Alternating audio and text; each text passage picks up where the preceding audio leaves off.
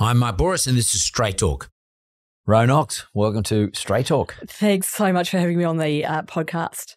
You know, I'm one of your constituents. Yes. And I've been driving around for, I don't know, I've been driving around forever around there, but I've been driving around the last 2 months and I see this photograph of you everywhere alongside others. Apologies. Yeah. And, and I'm thinking about the battle that you are currently engaged in and trying to win back the seat for the Liberal Party. And I thought to myself, I don't really know this person. I've known previous sitting candidates, sitting members for the area, and I thought, well, it would be good to get you on and talk to Ro Knox and ask her about herself. And I mean, I could have Googled you, I guess, but this is our Google This is much more fun. Yeah, much more fun. Google. Yeah. So, Liberal candidate for Wentworth, a highly regarded, long-standing, until more recently, Liberal seat. Yeah. For all the obvious reasons. We're all lucky enough to live in what would be considered socio-economically to be a high number in terms of representation of wealth in the country. Not all of us grew up there or went to school there, but nonetheless, we're living there, and so we're sort of lucky and very blessed, and most of us have a fair bit of gratitude for that. And we shouldn't expect it to be a Liberal seat just by virtue of that. And it isn't at the moment. It belongs to the TEALS. And I thought, well, let's start there. You're in politics. You understand this game better than I do. Why are they called TEALS? Yes, so I think the concept behind TEALS was to say that they're Liberals, but they also have green policies. So they're put blue and green. Blue and green together. But teal is actually a dark green. In your view, I get it. And dark. Well, I think actually the definition is it is actually dark green. Oh, yes. really? And if we go full Pantone, it's actually dark. It's actually dark green. That's quite clever. Yes. And Allegra Spender, who's your opposition, she's the sitting member for Wentworth, and I will ask you in a moment just to define Wentworth for a moment. Yeah, sure. But she's about as Liberal as I can imagine, as in terms of how she grew up. Her mother was Carla Zampatti. Her father was John Spender, the Attorney General for New South Wales, state government Liberal. Wealthy family. I imagine she grew up in sort of the best possible conditions. Yet she becomes an independent and forms part of this teal group. Can you explain to your constituents why does someone do that? I mean, what's the deal? Why Look, I don't really understand the motivation, because I'm always a person that if you want to change something, you've got to do it from inside. And I also worked in New York for a long time, and culture change can happen at organisations, but you've got to do it from the inside. I think the view was she wanted to do something that was going to make a big sort of media splash, which of course it did. And I think the great thing about being an independent is you're not accountable. So you don't actually ever have to deliver anything. Because you don't have a party to talk to. You don't have a party to talk to, but you also don't really have to deliver for your constituents, because you can just say, oh, I'm working across the floor, I'm voting on issues that are important to our community, without actually having to stand up and have a piece of legislation that goes through the parliament. So the TEALS haven't had one private member's bill that's been put through the parliament. Not one. Not one. And I would have thought sort of a key KPI of a member of parliament is to have legislation put through. So not one has been put through. So I think it's quite appealing in some ways, because you can also promise everything. You don't have to get anything costed out by Treasury. You don't have to then actually put it into the budget and get it delivered. And I think that that's quite appealing sort of space to be in the world that we're in at the moment, which is so driven by marketing and talking and not actual delivery. I notice on her strapline it says, your values, your voice. But I guess people who are voting for a candidate like that would like to know what her values are. And for her to use her voice to pursue her values, and hopefully her values are equivalent or somewhat similar to mine. What are the values of this mob? I've never really found out. Yeah, so I think it's very hard to exactly tell, but if we can, maybe one indicator is sort of voting record. So on legislation, which I always think is the way of measuring MPs, Allegra's voted 71% of the time with Labor, 70% of the time with Greens, and 27% of the time with the Coalition. Wow. So if you look at that sort of mix, that feels very much more like values that are more aligned with the Labor and Greens party than with the Liberal Party. Well, is that the reason they don't actually get up and say what their values are? Well, I think it's easy just to have these big sort of motherhood and apple pie sort of statements. It's much easier than saying this is what I stand for, this is what I'm going to deliver. I think if you just speak in very broad statements. I also find it quite interesting, a lot of Teal voters that I talk to, they're all about their own values and they want their own values represented. And I actually have a real problem with that, because I think your Member of Parliament, of course they must advocate for the community, but they should also be thinking much more broadly about Australia. They've got a spot at the table to help the whole country. And I don't think it should just be representing voice of a very small number of people. I don't think that's the right way to be a Member of Parliament. That's very interesting. Okay. And that's enough about Allegra. I now want to talk about Ro Knox. Yeah. I've often wondered what Ro stands for. Is it Rowena? It's actually Roanne. Roanne. So my parents both had very strong views on which name they'd come up for, and then I think Mum was probably exhausted. And so they just put together this name, and I hardly ever get called Roanne. I don't think I've ever heard that name, but Roanne. No, I think it's a bit of a made-up name. It is naturally a very nasty industrial town in France, so maybe they didn't quite check that at the time. No, Google. But I either get called Ro or Rowie. Never get called Roanne. So let's get a little bit of a trip now. So yes. You talked about your parents. Yeah. Where did you grow up? What did your parents do? Yeah, so I grew up on the Mornington Peninsula, but Mum and Dad are actually both from New South Wales. So that's okay. I'm not a Victorian, strictly. That's all right. And Dad was an engineer who started his own company. So very much a small business owner, which became a big business. And obviously at that time, when he was building the business, they were fighting the unions. So that was sort of part of my DNA, we should have freedom of enterprise. I always remember Dad talking about that. And Mum was a physio. She's half Swedish, so her mother's family were all Swedish.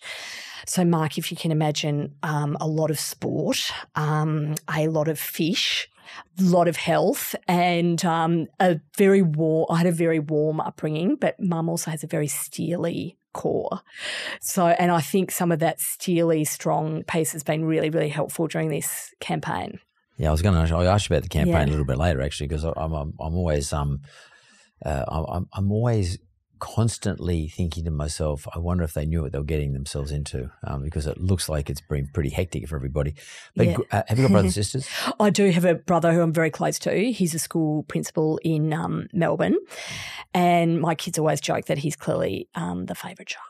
Why? Because he's just so he's one of those people that's ridiculously good at everything. Oh, nothing more annoying. Sickening, and he's also a really nice guy. It's very annoying. That's not my brother. He's good at everything. My younger brother's good at everything. It's very annoying, very frustrating. Good at taller than me, better swimmer than me, better student than me, better everything. Yeah. But I got the wood on him because I'm older than him, so I'm actually that's the only thing. And he still looks at me as his older brother. Yeah, right. So where'd you go to school down there? So I went to Toorak College in Mount Eliza, and I was head of my school down there. It was a great childhood. The beaches down there, obviously a lot colder than up here. But Mum and Dad had a beach house up at Crescent Head on the Central Coast. So I love Crescent Head. Oh my God. Yeah, so I spent a huge amount of time up there. That was sort of my whole childhood. They actually just sold it a couple of years ago because they thought they couldn't quite make the drive now. From Melbourne from Melbourne, yeah. It's a bit of a drive from Melbourne, but not too bad from Sydney. I know, and now with the road so much better. Yeah, the road is. And where do you live in Sydney? We've been in Paddington for over 20 years. Paddo. Yeah. Okay. So we love Paddington. So you're married? I am married to John. We actually met at university. And we actually started going out because he was one of the only people at college that didn't like me, and I was intrigued. I was completely intrigued. So he was very much the sporty, hardcore boy kind of contingent. So you played hard to get. Yeah. Well, I think so. But I'd like to get his story from him. Yeah, I know. So you went through school. What were you like as a student?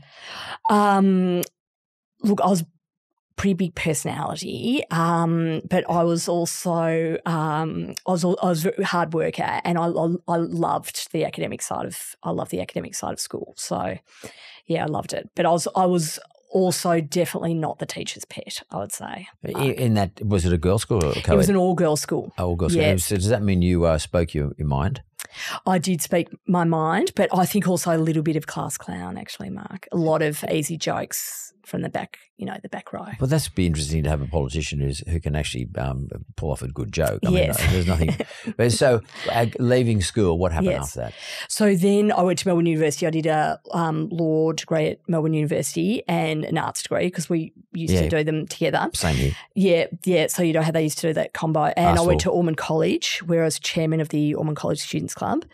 So I was the second female chair of that. So people always say, oh, this politics stuff must be really hard. Try living with people, because at college, some of the things we had to sort of behaviourally put in place, and you're living with people. But that was absolutely fantastic. And my closest friends still come from that time. So you come out of university with an arts law degree. Yes. I don't know what they do down in Victoria, but I presume to the College of Law down there. Did you have the College of Knowledge after university? Yeah, so I'd actually been to Israel as part of my law degree because Melbourne University used to have an exchange, and I sort of fancied myself as a very glamorous international lawyer. As in humanitarian or international law? And I thought I'd maybe go and work in The Hague or, be around Europe just loving it. And so I went to Israel, but it was that time in Israel where it was all about entrepreneurship. So they just started this amazing Yotzam fund, and it was all about innovation, and the whole campus was saying, why would you go back and do law, go and do business? So I finished my law degree and then went straight into management consulting. So did you work for one of the management consultants? I did, and my first project was actually in Chicago. And as my mum said, that is a bit of a commute, which it was. So then after Chicago, John, who was my boyfriend at the time, and I moved to New York. And then I worked with Deloitte Consulting in their strategy group in New York. So you worked for Deloitte? Yes. So that's interesting. Angus Tana has somewhat of a similar story to you in some respects.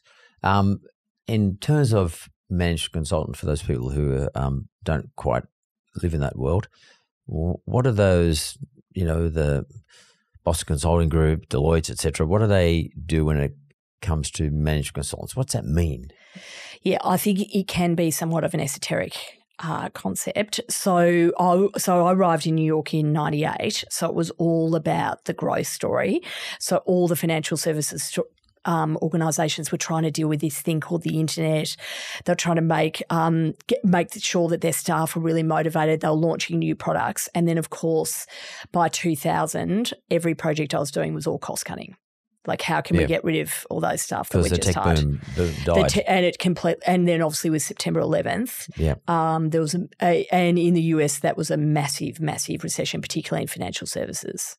Yeah. So, but in terms of skills, what are you all going to bring to, work skills? What are you going to bring to Parliament? So, what are the sort of things you would learn and so experience? So you 100% understand how businesses work, and then I went from there to start a small VC firm where we were backing startups. So, you're venture capitalists. Yes, but it was very small. It was small numbers, so we were sort of between angel investors and Series A, and would go in and actually run the company. So, but I think for management consulting, you learn the discipline, you learn the rigor around financial modelling and what businesses work and what don't. And you also have to be a super, super quick study because the clients are expecting good advice from you, and you have to be able to learn their business very quickly. And work long hours. Extraordinarily long hours. And I used to work crazy hours in New York, but the guy who was the managing director of the office, when you had your very academic interview with him, he'd also take you for a drink, and you didn't get the job unless he sort of liked you. So the culture he created was extraordinary. So I loved going to work because we had a great time. And with the venture capital business, that is a fund that's where someone who's raised money to invest in your case, you were talking about startups or early stage, pre-seed, seed, etc. what types? This is in America, by the way. Yeah, it was all US. US based. Right. So what sort of businesses were you sort of tending towards? Because I don't know if the tech boom had started up again or what was going on in those days, or whether, the so-called Internet of Things had kicked off and everyone was talking about that. In terms of sensory stuff, where were you guys concentrating your efforts on? Yeah, so we'd all come from the financial services strategy group. So all our first businesses were all around financial services. So this is really going to age me, Mark, but we had a debit card for kids, and this was when debit cards were just coming out, and it was called My Plastic Cash. And the idea was then the parents could load money onto the card, but it was capped. And the reason why we did that is one of our friends was a partner, and his daughter had this could only happen in Manhattan, had taken his black Amex with no limit on it. So that was sort of the genesis of the idea, and we had the biggest market share that business, and it was one of the first businesses. And now they still have Spriggy and things those businesses are still existing. What do you learn? What are some of the skills that you get out of being involved in those environments? I mean, including the management consultancy, but importantly into the venture capitalist environment where you got like small business people who sort of come out with a great idea, but they've got no money. They need to get some capital to bring this thing to life. I mean, what are the sort of things you learn that might be relevant to why someone should vote for you, for example? So I think the biggest one you learn, as you know, is you can have absolutely zero arrogance, because the idea is only as good as it's how hard you work. And I think the second thing that I really, really learnt in that space, which is why I find the whole TEAL value proposition very problematic, is we used to say to some of our entrepreneurs, Ro has 50 ideas when she's brushing her teeth. It doesn't matter. What can we execute? And I really, really learnt the value of execution. And then the other thing is, as you would know, when you're at that seed stage, you're actually investing in the entrepreneur. So you're investing in the person. And so I also am a very, very good judge of character. And I learned a lot around that, and not to do business with people that don't have anything to lose. You've always got to be high integrity. Your word has to mean something. Otherwise, people don't want to do business with you. They won't give you money. And obviously learn how to work like crazy. Yeah, and I think they're all very important. Yeah, I think that's a good one too, that being able to judge someone's character, but also these startups are using someone else's money. So to some extent, you got to make a judgment as to whether or not do they actually perceive there's any downside, and what is the downside that they're concerned about that they'll work hard towards not happening. And that sort of judgment's a hard one. That's a tough judgment in Parliament, in government. Or not government, you're not in government, you're in Parliament. In Parliament, do you come across those sorts of characters? Do you think you'll come across those sorts of characters who have got nothing to lose and therefore don't care? Yeah, I think totally. And I also think that's why business background's so important. So just on this campaign, I always say to the team, any piece of money that we've raised, someone's earned $2. They've earned $2 to give us. That's exactly right. To give us the $1. Yeah, and I think that's something that should be in the mindset of every single person that's sitting in Parliament. Any of these budgetary things, you're taking money from really hardworking Australians, so you better be spending it in the most effective way possible. That's a point that's sort of been griping on me a little bit. So when I see the cash splash, that's sort of been second nature to the campaign that started, well, the campaign that wasn't announced, but definitely started in January, but it was announced much later than that. The amount of money that's being thrown around. As a person who comes from your background, what do you think of that?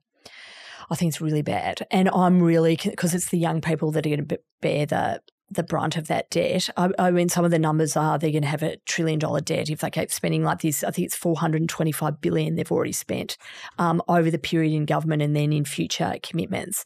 And to me, that's very, very serious to have that sort of debt level, and also just the lack of analytical examination of where that money's going. And I think that's the management consultant part of me, that they're just throwing monies at things. Nothing's means tested. So we're not even giving some of this money to the people that need it the most. For example, the electricity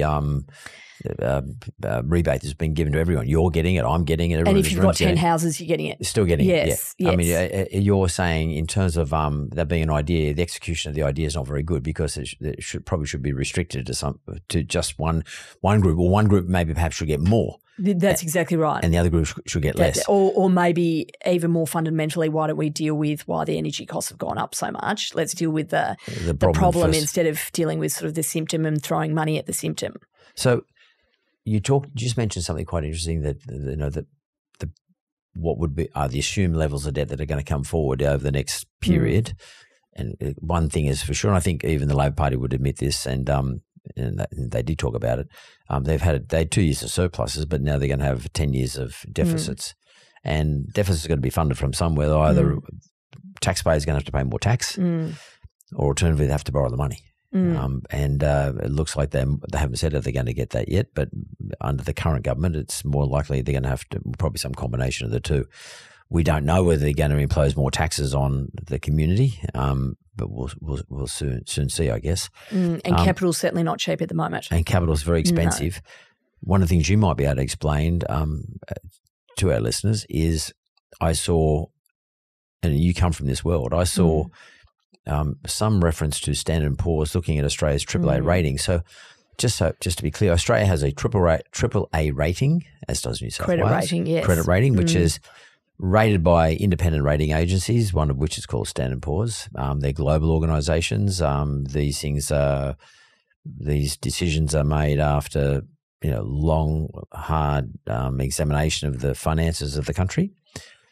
And a lot of people in our electorate might say, well, who gives a damn? Well, maybe you will give a damn if you understand the consequences of losing your AAA rating as a result of borrowing too much money. Exactly. And then borrowing becomes a lot more expensive. And as a result of losing the AAA rating, the cost of money to the government and to the country becomes much more expensive. Absolutely. And it doesn't take much to tick up a lot of ongoing extra interest rate, which sometimes can end up getting compounded, and your debt just gets greater and greater and greater. It's a bit like if you go and buy a house and the bank lends it to you at 5%, and then all of a sudden, for some reason, they don't think you're very good credit. Your credit rating goes down, and they say, well, you're a bigger risk. I've got to put your interest rate up. Yes. So as a person, and you can't pay it, so you just keep adding to the amount of money you owe. As someone comes out of this sort of world, what do you think about the money that's getting thrown around this campaign in terms of the potential downsides for us? So I think there's huge downside by the sort of money that Labor's throwing out. And this, particularly the AAA credit rating, is so important. And obviously when the Liberals were in government for 9 years, that credit rating was maintained. And it has, as you said, it has massive implications for the cost of financing future debt, and it has massive implications for our international standing. I also thought it was very disturbing that the Prime Minister criticised Standard & Poor's today. Did he? He did, and he said that they shouldn't be saying it, and he was criticising sort of a very neutral entity that also has long standing in this space. And I think that that also was pretty distressing, that he was attacking sort of an institution like Standard & Poor's. Well, and they operate under the no fear, no favour. Exactly. They're a global organisation. They couldn't give a damn who you are. But also incredibly accredited. Yeah. And we should absolutely be listening to them if they're concerned about this rating. Because investors around the world, including Australia, rely on the rating of the country that an investor might be asked to invest in. So you might have some mob in America who's, PIMCO, one of the big super fund managers over there. Let's call they're not called that over there, but let's call them something like that. Who, if Australia needs to borrow money to fund deficits, they go to organisations like this. Yeah, and PIMCO doesn't care how good a talker the Prime Minister is or how good a talker Dr. Jim is. They're interested in what Standard & Poor's say, because they live by ticking boxes and making sure that the money is invested into certain mandates. Exactly. And by design, those organisations are completely independent. Their job is to give the credit rating. Correct. So that credit rating, and then that money gets priced. favourably. We've been so lucky in Australia for so long to have favourable ratings like AAA. And I'm actually never really thought this through like we are having this conversation today, though. But if you put Standard & Poor's offside as a result of running long-lasting deficits, you actually put every single taxpayer in the country at risk. That's exactly right. And it's more likely that if they're going to raise the money they now need, instead of borrowing it, they're going to put taxes up. Because they'll be seduced into thinking that. That's exactly right. And I also think, which we've seen under this government, we haven't had growth in the economy, and part of that is a reticence of multinationals to invest and also local businesses to invest in the economy because they perceive Labor to be anti-business. And to me, this is another indication of that. And if we lose this credit rating, it's going to be even harder for us to attract people to want to invest in Australian businesses. Ro, it's interesting, and you and I can sit and have this conversation, but do you think your constituents in Wentworth care, or would you want to say to them something that will make them care? Do you think they care? Do you think voters today? I mean, I've just been watching Australians' behaviour, and thinking about it a lot.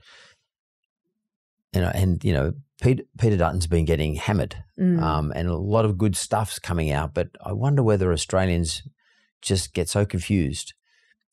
They say, "Look, that's not my problem. I got my house.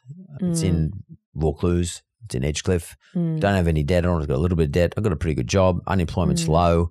I'm not at risk.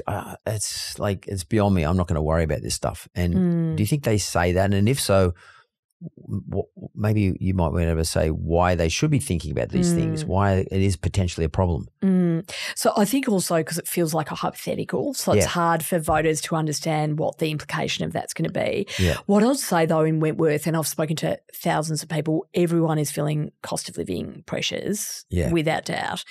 And that's right across the seat, sort of in slightly different ways, because it's also quite a leveraged seat. So people do have mortgages. So the fact that sort of the average mortgage has gone up by over $50,000 under this government with the interest rates, if you amplify that into some of the bigger mortgage positions in Wentworth, it's a big issue. So I think cost of living is definitely a massive issue. It's whether people can then understand that this is going to heighten that even further. But I would say small businesses in Wentworth certainly understand the implications of this, and so do entrepreneurs, because they're already saying access to capital has shrunk so much under this government. And it's interesting too, like what most people don't realise, even though the government will have to borrow or does borrow from globally, from overseas, banks do too. 40% of all bank funding exactly right. comes from overseas. And those Australia's credit rating is really important in terms of the cost of money to the banks. And banks in this country, because 5 banks control the joint, those 5 banks in this country will just pass that extra cost on. Absolutely. I think part of, though, Labor understands this sugar hit sort of strategy does work, and Wentworth voters are very sophisticated, but there is a portion of people that just think, oh, that's great, we're getting that, and they're doing this and they're taking the HECS debt off, and they don't think about the implication of that further down the road. And I think that that's something everyone needs to be thinking about as they're going into the ballot box. So something I can't avoid talking about, but for our area is, of course, the Israel-Palestine issue. And, of course, there is a large Jewish contingent in our area. Yes. I'd imagine as big as anywhere in Australia. What does Ro Knox and the Liberal Party want to say to that community? So we actually have the biggest number of Jewish people in our electorate of any electorate in Australia. And I obviously studied in Israel, as my children tell me very kindly, in the early Middle Ages. Thanks, kids. And I was in Israel actually in December last year and met with a whole series of startups, which was incredible. They have the most unbelievable startup ecosystem. And it was great meeting with them, and obviously also then going down to the October 7th attacks on the Gaza envelope. So I've been extraordinarily proud to be a Liberal during this time. We've been so consistent right from October 7th through to the riots on the Opera House on October 9th, Peter Dutton then was calling for a national cabinet, and both Allegra Spender and the Prime Minister at the time said it was a stupid idea, it was politicising, there was no anti-Semitism. And of course, we saw when the guardrails got moved and there was such weak leadership, that's when we saw all this behaviour, and obviously a lot in Wentworth. We had fire bombs of cars, we had graffiti, we've had a huge number of posters, my posters in particular, this election that have been graffitied with with Nazi symbols. And oh, wow. Yeah, absolutely unprecedented amounts of those this election. And I think there's no doubt the Jewish community in Wentworth have felt abandoned. They also felt they were very, very upset by the fact that Allegra Spender signed the letter to restore the UNRWA funding when Israel and 22 countries around the world had already said that they were physically involved in the October 7th attacks. So the Jewish community very much feels insecure at the moment. They're very, very concerned of the possibility of a Labor Greens minority government, extremely concerned. And I've been very proud to be a Liberal. We've been so strong, and even a couple of weeks ago, Peter Dutton has signed on to the ECAJ's 15-point plan to counter anti-Semitism, and the Prime Minister's not going to do that. So is that something that if Liberal get in, that's something that they will implement, put into place? Yes, and it sort of deals with anti-Semitism where it lives. So universities, national security, arts organisations, and also we have to not only be prosecuting people, we've also got to be driving education. And that's pretty important. It's so where important. does your area extend to? Obviously, it goes from. Okay, I'll leave it to you. Tell me. I know where it goes from. But you tell me. So it's Clovelly's sort of the border. We've actually now got a piece of Randwick, which came from Kingsford Smith, and we've added this piece of Randwick, and then we have Potts Point, Woolloomooloo and Darlinghurst. So parts of Sydney have also come into the seat. Very different environments. You got to sort of look at a little bit of inner Sydney. We do. Yes. How do you go there? Because generally speaking, they don't go Liberal. Also, probably don't go Labor to some extent. They do like the Greens. Yeah, they do like the Greens. So I'd say Randwick's great for us. We've got a lot of small business owners who are really feeling the pain of this government of the last 3 years, and because they're small business owners, so they're action focused. So to them, the TEALS proposition just doesn't make any sense because they want to see what's actually happened, which is obviously not a huge amount. And so that's a great area for us. Potts Point's really good. We've got a lot of empty nesters there, a lot of very engaged members of the political, very engaged in politics in Potts Point. Woolloomooloo's actually fascinating. I've spent quite a lot of time there. So there's a lot of housing commission there, and these are really hardworking people. And to them, they feel quite let down. They're traditional Labor voters, and they feel very let down. I was speaking to a woman the other week who was working 3 jobs so her daughter could go to St Vincent's in Year 11 and Year 12. And, I mean, these are the Australians we should be supporting. They should be rewarded for working so hard. And I think we'll get quite a few of those Labor voters who want to come. They're the sort of Howard's quintessential Australian battlers. And then Darlinghurst is green and quite brutal. It is brutal around here. It's pretty brutal. So I'm going to ask you what I've asked all the other politicians who've been in this process. Why vote for Ro Knox in the seat of Wentworth? Yeah. So I think in Wentworth we need real action. I've obviously spent my whole career delivering businesses, delivering outcomes, and that's very core to my DNA. I don't just talk about things, I like to get things done. And from my standpoint, for a seat like Wentworth, to have sort of an adjacent politician who's not in the party room, who's not influencing policy, is a waste of a vote. And that's why I think people have to vote Liberal this time in Wentworth. That's interesting. A waste of vote. I think it is, because I think the TEALS are off running an agenda. They haven't put one piece of legislation through. They haven't been able to influence the politics or the policies of the day. And to me, Wentworth should absolutely, given the seat that we have, we should absolutely be helping Australia be a better place to live. Well, just following you now is going to be Peter Dutton. Fantastic. And I have heard that he said that Ro Knox could be someone who gets a ministerial position if he wins government. That sounds pretty exciting. It does sound exciting. I have to say, Mark, I'm not focused on that at all. It is such a battle. We will need every single vote, and I'm just so focused on getting to Saturday and delivering this seat for Peter Dutton, actually. Well, good luck on the upcoming election on Saturday. I guess you're up against it. You are probably the underdog in this fight, and it's going to be interesting to see whether or not a Liberal gets back in to run its constituency in the seat of Wentworth. Absolutely. Thanks very much, Ro Knox. Thank you so much for having me.